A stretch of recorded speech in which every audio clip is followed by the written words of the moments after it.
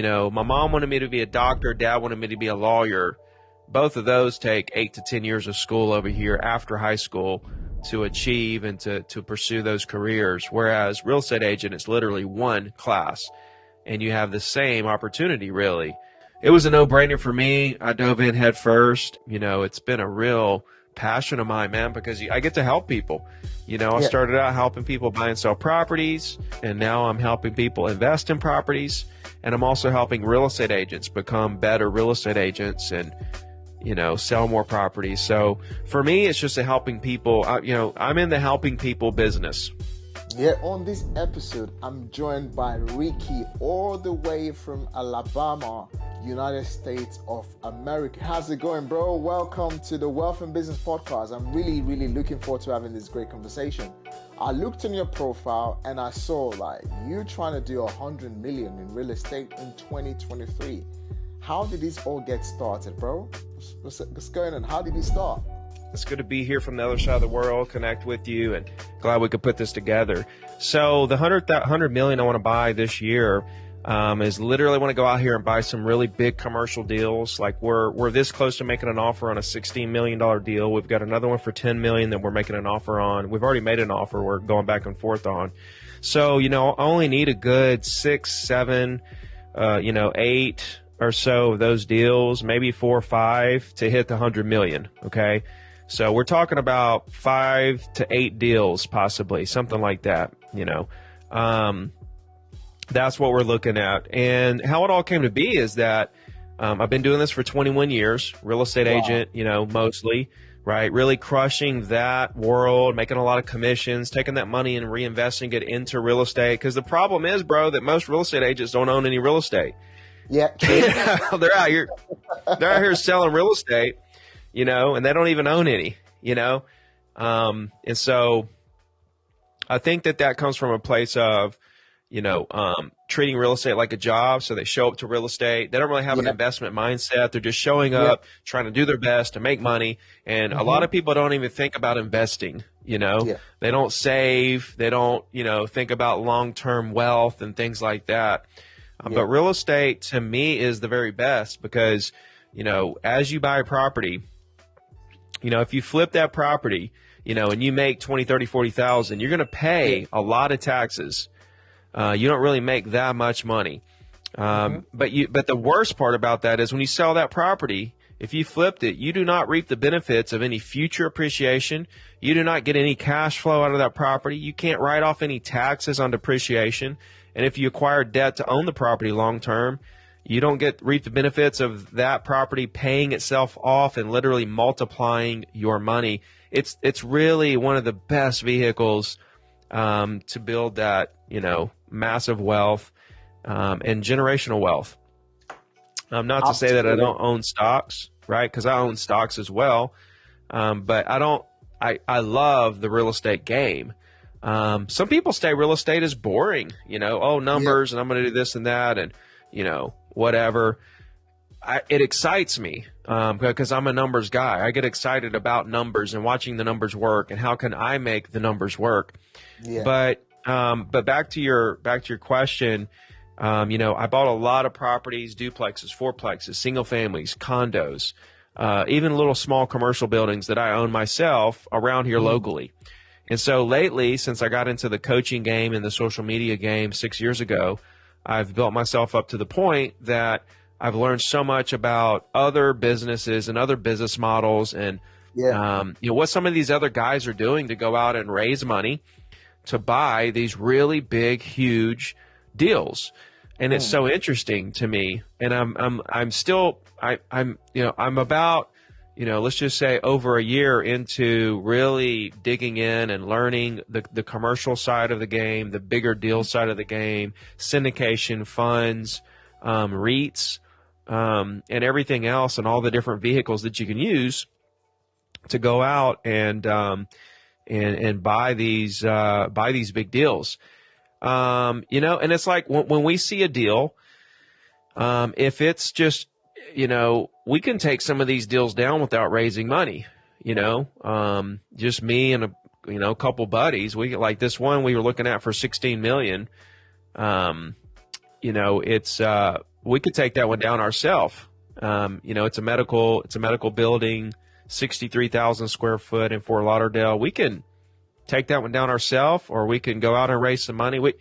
If the deal is good enough and we don't want to give up equity and we want to just take it down ourselves, we'll take it down ourselves. If we, see a deal and we decide, this deal, we'll go out and raise some money and, let some people in on this and not deploy any of our cash, then we can do that. There's so many different options, man. And so when I learned that you could go out here and do this, when you have an influence like I have, which isn't the largest, it isn't the smallest, but I have enough that I could go out and raise as much money as I needed to for really any deal. I could look at any deal and I could go out and, I have the contacts to go make these deals happen. So I'm just kind of realizing this in the last year or two that I have the ability to do this.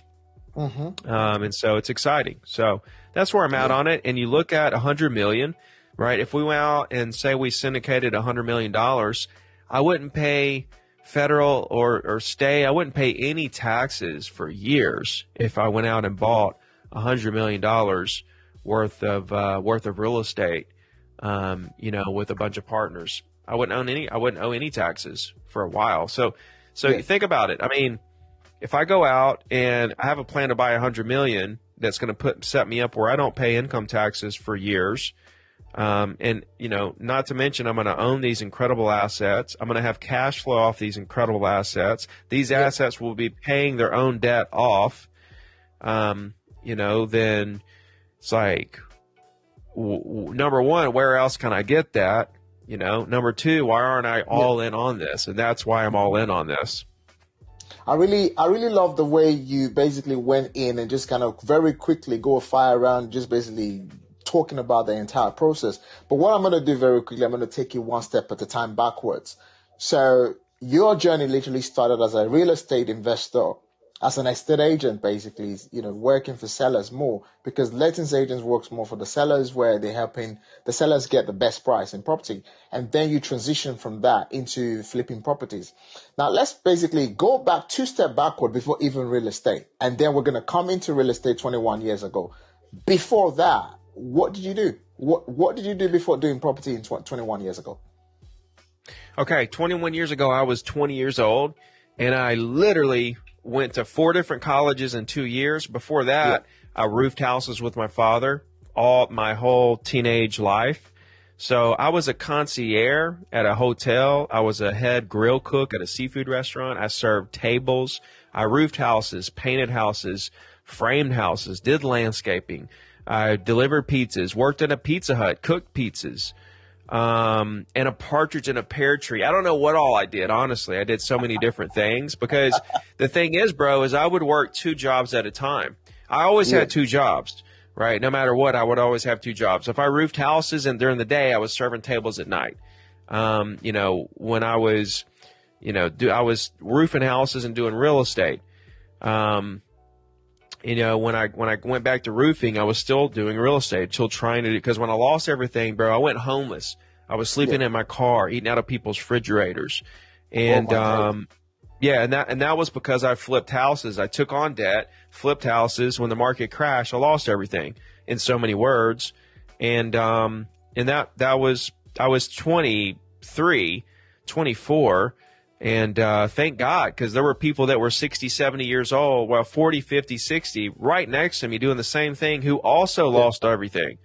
And I'm thinking, damn, how lucky am I to learn the lessons of life in my 20s, the same lessons that these people are learning in their 40s, 50s, and 60s. Thank God, because the lessons I learned during that time literally got me to where I am now, in a place where I'm not worried about markets shifting and crashing. I've got a nice, I've got a lot of protection, and I'm continuing to build. So, man, I was a roofer. My dad owned a roofing company, did that for many, many years. And I was like, I don't want to do this forever. Right. So I went to college. I went to 4 different colleges in 2 years. I failed a history class at the University of Alabama, and, I went and got my real estate license, because real estate over here, I don't know about there, but over here you take one class, a state test, and you're ready to rock and roll. My mom wanted me to be a doctor. Dad wanted me to be a lawyer.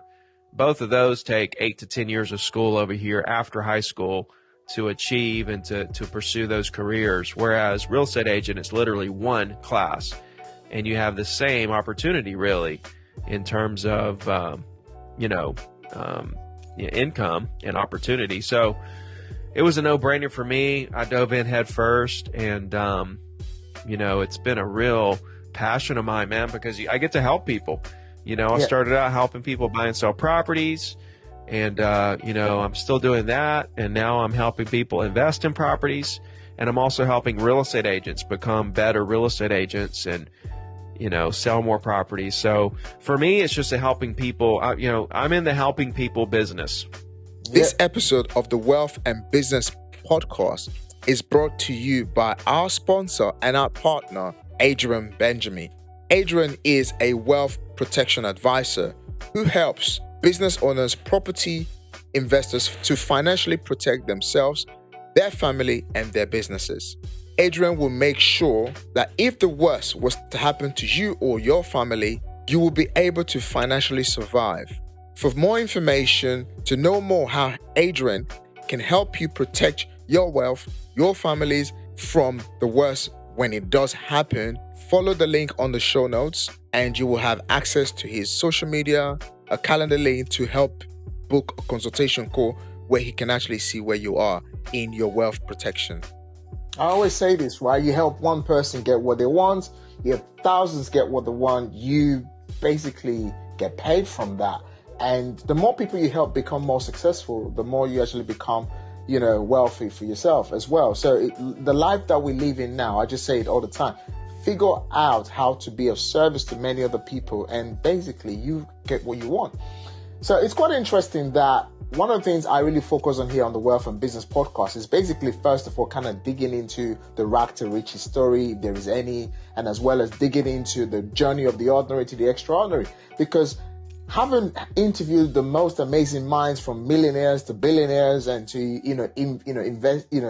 interviewing so many different type of people, one of the things I've always that's always been fascinated by is that literally every single person who became very super successful in their career, they had that sort of challenges of the rough beginning. So you mentioned during the before the 21 years, or rather during that 21 years of you being in the real estate industry. So you was a roofer with your dad. You done all these different kind of jobs, concierge, a little bit odd jobs as well.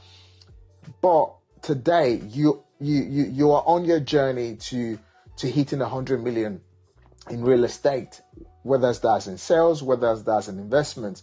But there was a story where it began. So you didn't fall from the sky. You didn't fall from the sky. You made it happen. And you're so super proud of what you've done. Obviously, this is one of the reasons why I connect with great individuals like yourself, so that we can come to inspire so many other people.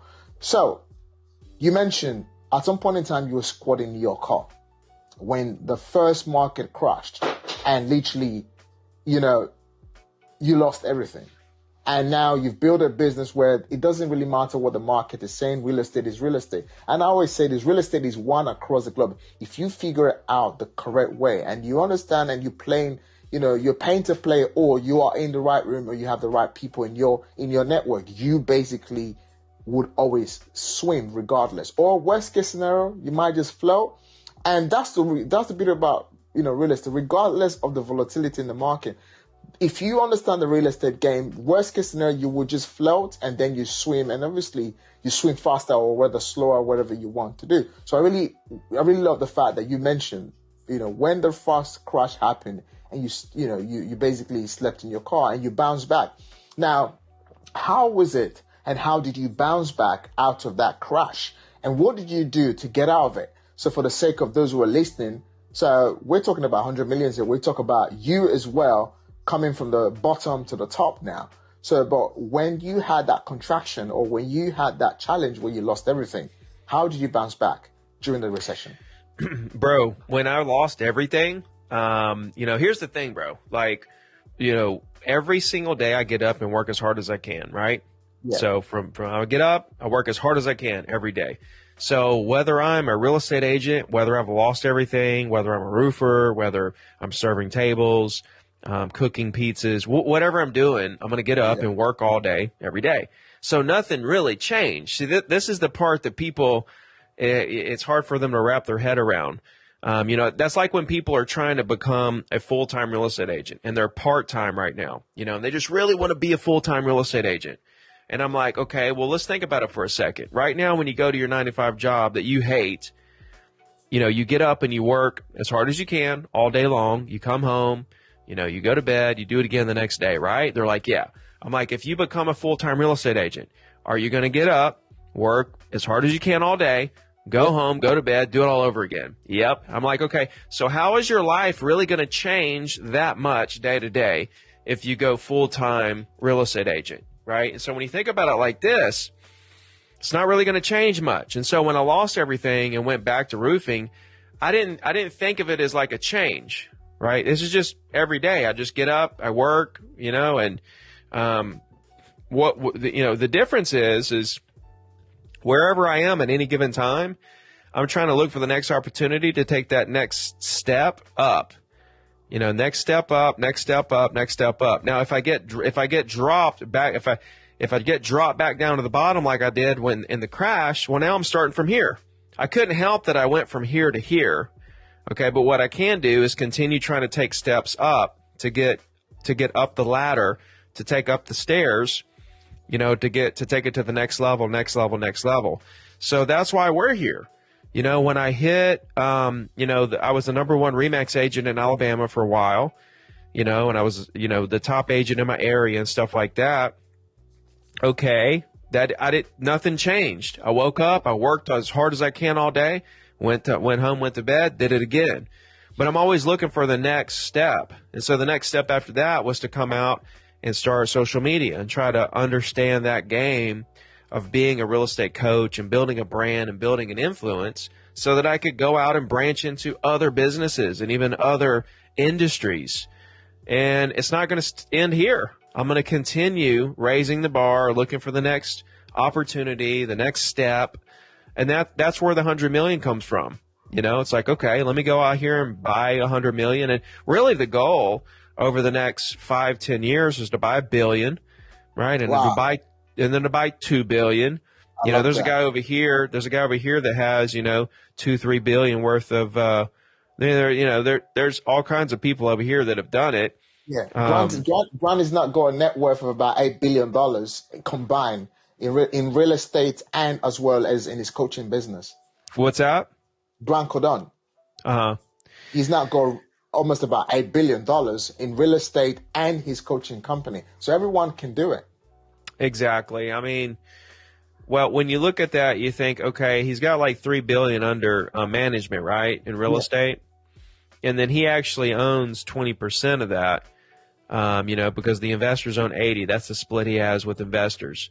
So if it's $3 billion, then he's got $600 million basically worth of real estate, and then he has whatever debt on that $600 million, right? So you subtract that for your net worth. Let's say he's got 50% of it is debt. Yeah. So really, real estate wise, you may have 300 to 500 million worth personally. Yeah. So I don't think the numbers are as big as what he claims or people claim. I mean, when I go out and buy $1 billion, I'm going to say I own $1 billion worth of real estate, just like he is. Okay. But at the end of the day, it's not really the truth when it comes down to true net worth, right? It depends on what my split is with my limited partners who have invested into the deal, minus any debt that's owed on my actual percentage of equity. But you're right. Who wouldn't want to own $500 million to $1 billion? I mean, look at there, and that doesn't count his coaching company and whatever else, everything else that he has that he's worth. He's done incredibly well. And so, his model is one I've looked at and dissected, from every which angle. And there's something you said there, building a brand, becoming an influence. And this is one of the reasons why it's so interesting right now. As an entrepreneur, building a personal brand is very, very important. So I say this all the time. A lot of people ask me, why are you trying to build a brand? Why are you trying to speak? Why are you trying to do this? So let's break it down a little bit, right? The only influencer that we really have in the real marketing industry today is footballers, movie stars, right? Artists, musicians, and all of these people. So, for example, if Usher was to come and showcase this bottle of water, just by drinking this bottle of water and probably publishing it on his social media, a lot of people is going to go and buy that water. So why is it that we as entrepreneurs who basically started our journey from rags to riches or from ordinary to extraordinary, why can't we do the same when we're We thriving can. or growing? Exactly. So, and this is one of the things that this is one of the things I've learned from Grant Cardone.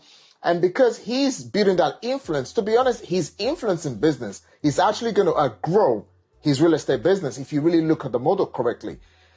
That's going to become something really, really massive. And you are also doing something when I connected with yourself and I'm looking at your content and I'm like listening to a lot of the things that you say and the branding element of it, the influencing element of it, and obviously backing it up with your 21 years in the game, being burnt out, all right, losing everything, sleeping in your car, and basically going back to roofing industry that you first started from and building all the way back up. And this is what we're talking about. So because the journey, I always say this, right? There is no destination to the success. The journey is the destination because you keep evolving yourself. You fall, we rise up again. Sometimes we've got no money to buy more real estate. We go out there, we build an influence. We get those people to believe in us and we invest their money again and we own a percentage of that, of that equity. Or for example, myself, I raise money through media. I build great relationships through people that I've connected with on social media as well.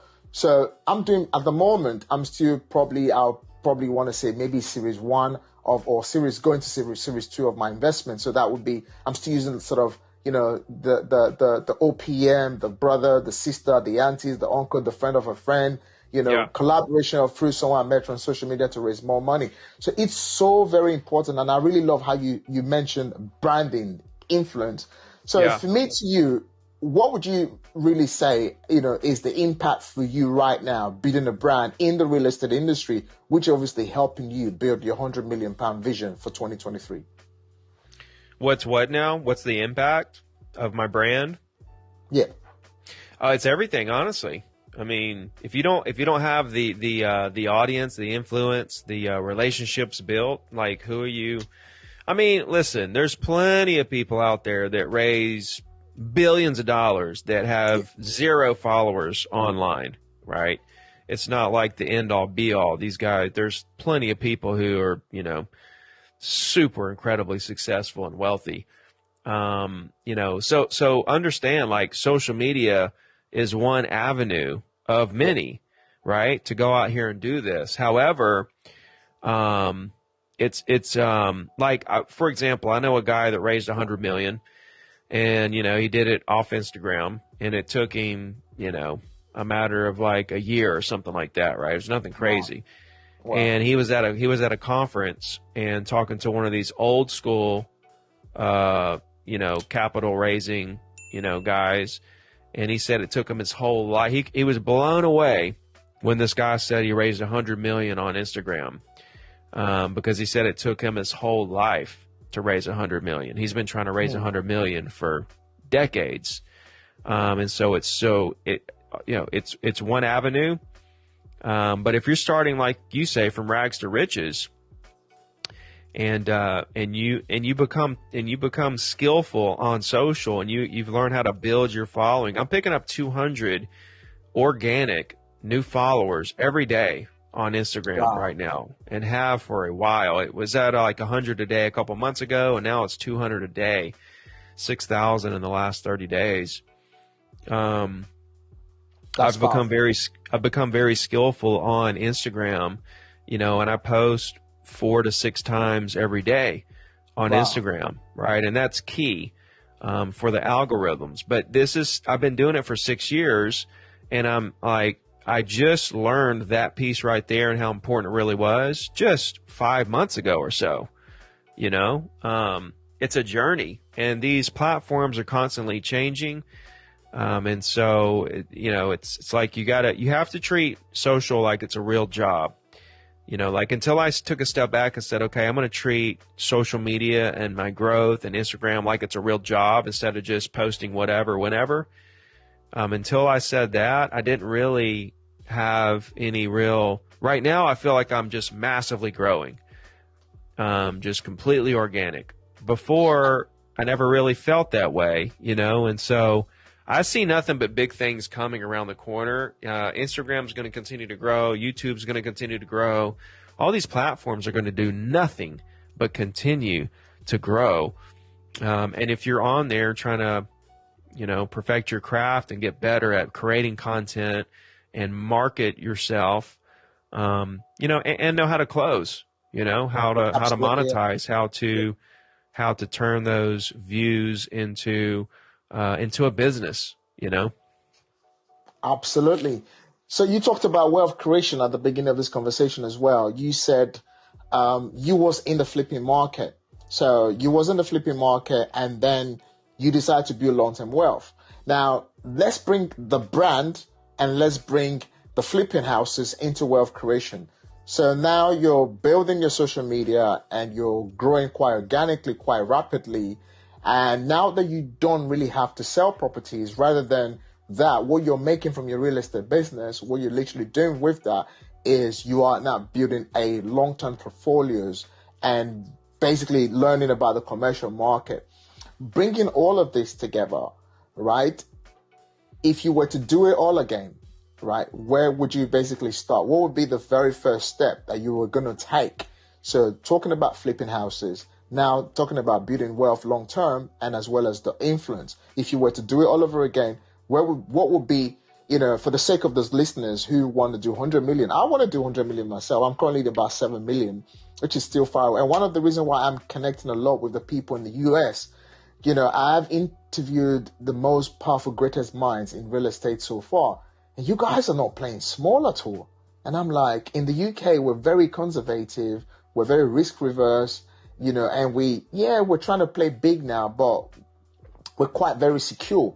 And one of the things the US market has taught me is basically expansion, debt, equity, and all of these things. So if you were to do once more and you didn't have anything, talk me through that steps. And, I'm sure this is going to be great value for those who are listening, who wants to literally, know that, okay, rags to riches, you had nothing. You built it all the way to where you are. Your dad was a roofer. You was once a roofer. You was attendant in a restaurant. You were in the concierge industry, and now you're talking about 100 million in real estate in 2023. So let's take 2 steps backward and just basically break it down steps by steps for the audience, so they just get some real value, Rick. Yeah. So if we're talking about starting over today, in today's world where social media is just rampant, if we're talking about starting over, when I started, hell, there was no social media, right? So it's two completely different worlds, right? If I'm starting right now today, I'm going to be all in on social media. But where the rubber really hits the road is that I got to have a job, right? I have to start. That's where I start. I start with a job where I'm making money. So you go out and basically you take any job you can take. That job pays you X amount. Okay, that's your floor. That's your floor right there. Now, as you have that job, we're looking for a second job, right? My dad said, never quit a job, just add to it. And that's why I always had 2 jobs. So as I get a job, I'm looking for a second job that's better than my first job. I take the second job. I work around the first job. Now I have 2 jobs. Now, if the second job is way better than the first job, I'm like, great, I'm going to get rid of this first job in a little while. But what am I going to do until then? All right, I'm going to look for a third job.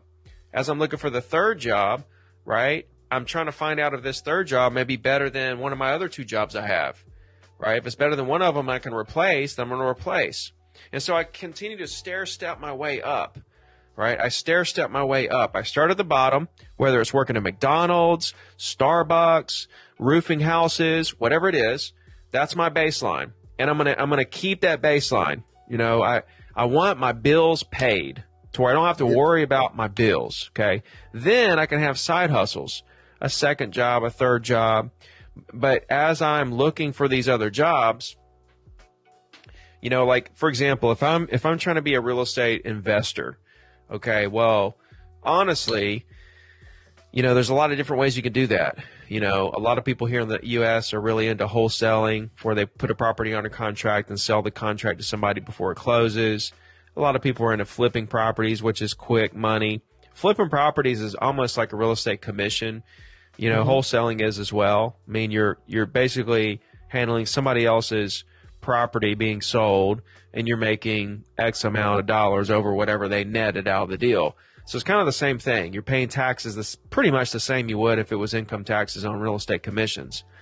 But I think like getting a job and then deciding what you want to do, if it's real estate investing, if it's being a real estate agent, what it is that you want to do, and then immediately start learning.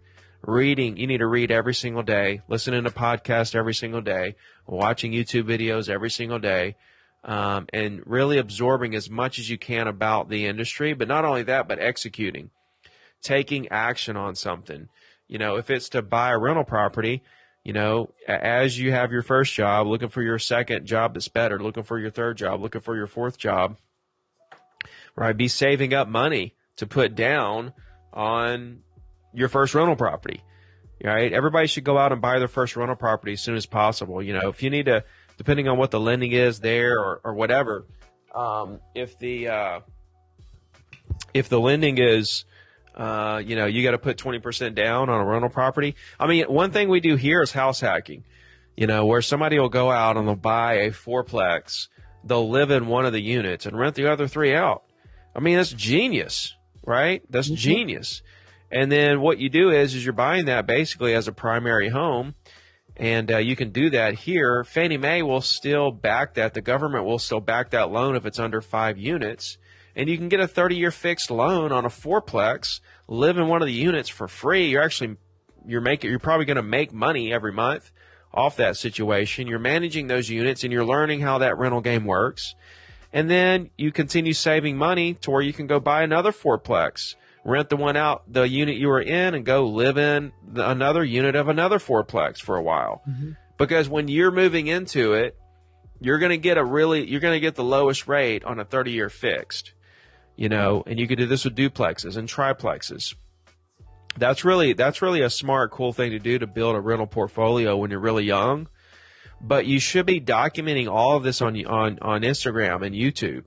You should be creating content around your process and building your brand, you know, and really looking at that on a 5 to 10 to 20 year basis. I mean, if you're 20 or, you know, 25, you know, think about what you could have by the time you're 35 if you're literally documenting everything you can on YouTube, sharing everything, every little step of the journey, so on and so forth. And then if you're even a creative person that can create great content that really something catches on and goes viral, you know, there's no telling where that could take you. So like I say, man, just hit it as hard as you can. Start with a job, work your way up, buy your first rental property, hit it hard on social, you know, and just know that you're going to work your ass off forever. You know, that's the thing. That's the part right there. I think trips people up is, you're going to work for decades if you really want to do something amazing, you know? Yeah, I mean, in a world today where the instant gratification mentality has become a way of life, and the instant gratification mentality has been the invitation to a lot of people wanting to be successful. So, for example, you know, you've been in property for 21 years. I really, you know, appreciate that, and I obviously look up to you for that. I've been in the real estate industry for just the last 6 to 7 years now, but I've been an entrepreneur for at least 22 years of my life. I'm 43 next month. I've been an entrepreneur for about 22 years of my life. And for me, I didn't get nothing correctly the way I would have wanted to get them correctly, not until just about 7 years ago, where in 2015, I lost everything. And in my business back home in Africa, Nigeria to be very precise, and I went into becoming an Uber driver. From an Uber driver, I got into real estate. So we are currently in a time where people are more attracted by all of a sudden the success that I have and people who follow me, and some of them like, oh yeah, we're going to go and do it. But you just said 21 years. How many people have this sort of resilience, the patience, to basically be at your lowest point, and then you go into your highest point, you go through that roller coaster, go through the 3 jobs, and just basically build, and you're going to be working for a decade, just like you said in your own words. And people are no longer willing to do that. People want it quick. And I say this all the time. Yeah, you want success really quick, but success is not built in a day. And you find founders or new beginners reading books like The 4-Hour Week, The Smart Work. I'm like, no, you've got to work hard first before you actually work smart. Yeah, you're going to work for 10, 20 hours in a day, or maybe even work 24 hours in a day, sometimes no sleep, right? Before you can actually hit those 4-hour weeks. So what's your take on that? The thing is, man, is you're going to work either way. You can either work on your business or somebody else's business, right? You can give up on your dreams and go put in 40 hours a week on somebody else's dreams, or you can put that time and effort into your own business. Time's going to pass regardless, and you're going to work no matter what, unless you're going to be a bum, unless you're just, you're going to live off somebody else or whatever. It costs money to live. Every time you take a shower, the water costs money, the electricity, the food you eat, everything costs money. So, if you're going to pay your own way, you're going to work every day, all day long. Mm-hmm. That's even at like the lowest levels, of income. You're going to work all day long to pay for your life, or at the highest levels where you reach 100 million net worth, you're going to work your ass off for that. So you kind of make your choice. You're going to work your ass off for the rest of your life. Either way, you can either do it for your business and your, providing that, incredible quality of life for your family, or you can work your ass off to create that incredible quality of life for somebody else's family. And people don't even realize they're making this choice when they say, oh, real estate's too hard, or this is too hard, or having your own business is too hard. Well, yeah, but either way it goes, you're going to work. So what's the difference, that's the problem I have with that argument,